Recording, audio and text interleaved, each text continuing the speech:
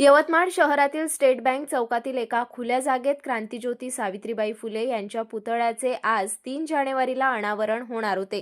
मात्र प्रशासनाकडून कोणतीही परवानगी नसल्याचे कारण पुढे करत पुतळा हटवण्याची कारवाई सुरू करण्यात आली. पुतळा हटवताना प्रशासनाकडून कोणताही लेखी आदेश किंवा परवानगी दाखवण्यात आलेली नसल्याचा आरोप करण्यात येत आहे. आज याच ठिकाणी पुतळ्याचे अनावरण होणार असल्याने परिसरात तणावाचे वातावरण निर्माण झाले आहे. या पार्श्वभूमीवर पोलीस प्रशासनाकडून चोख बंदोबस्त ठेवण्यात आला आहे.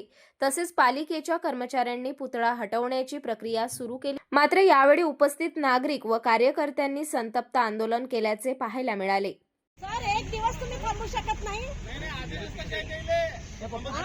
अहो, असे तर किती कामं वेगळे आहेत.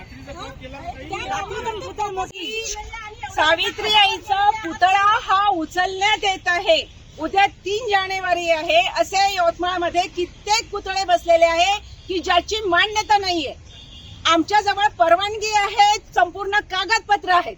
नगर परिषदेची परवानगी आहेत, पोलीस स्टेशनची परवानगी आहेत, पीडब्ल्यूडीची परवानगी आहेत, फॉरेस्ट डिपार्टमेंटची परवानगी आहेत, ट्रॅफिक आरटीओची परवानगी आहेत. आमच्या जवळ ह्या सर्व परवानगी आहेत आणि या जागेवर पुतळा बसवण्यासाठी सर्व परवानगी दिलेली आहे.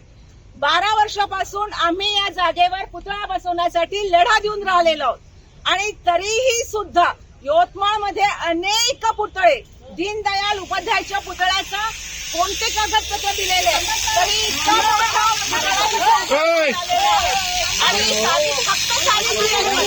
या देशामध्ये या सरकारने एक महिलांवर अन्याय अत्याचार करण्यासाठी जी मोहीम उचललेली आहे त्या मोहीमचा आम्ही सर्व महिला निषेध करतो आहोत.